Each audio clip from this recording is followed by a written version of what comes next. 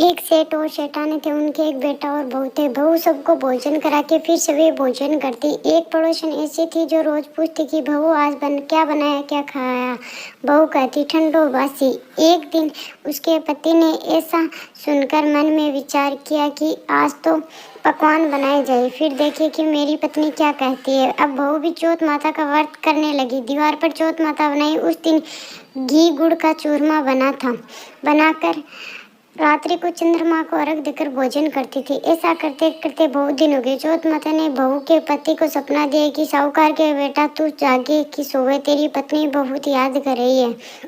घर जाकर उसकी चिंता मिटा। तू दुकान खोलकर कुंकू केसर का पगला बना के बैठ जाना। आज तेरा हिसाब किताब चुकता हो जाएगा। अब तो चौथ माता ने ऐसा कहा कि वैसा ही हुआ।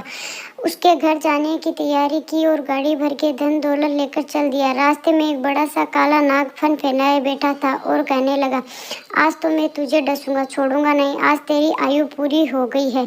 सेठ के लड़के ने कहा, चौथ माता ने मुझे सपना दिया, मैं तो अपनी पत्नी से मिलने घर जा रहा हूँ। वहाँ मेरी पत्नी बहुत चिंता कर रही है, उनसे मिलकर जरूर आऊँगा। अब तुम मुझे डस लेना। नाग ने कहा, तुम सत्य पूर्वक कहकर जाओ, मैं तुम्हें नहीं जाने दूंगा, परंतु लौटकर नहीं आए तो तुम्हारे घर आकर मैं तुम्हें डस लूंगा। इस प्रकार सर्प को वचन देकर वह अपने घर पहुंचा। वहाँ सभी से हंसी खुशी से मिला और भोजन करके उदास होकर बैठ गया।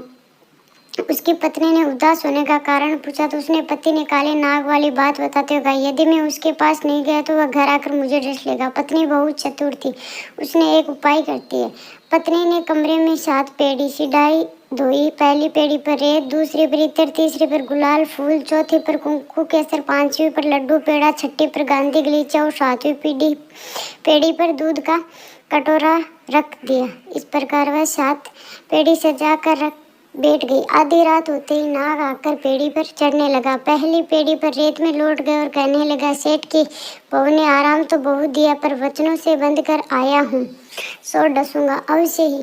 इसी प्रकार 7 पीढ़ियों पर नाग आराम करता हुआ कहता कि डसूंगा जरूर। कमरे में जाने ही वाला था कि चौथ माता ने विचार किया, मैं इसे बचाऊंगा तो संसार में धर्म कर्म और व्रत पूजा में कौन मानेगा। अब तो गणेश चंद्रमा जी और चौथ माता ने उसे बचाने का विचार किया। चंद्रमा जी ने उजाला किया, चौथ माता ढाल बनी और गणेश जी ने तलवार लेकर नाग को पर वार किया और ढाल से कटकर अब बहू भी थकी हारी सो गई थी।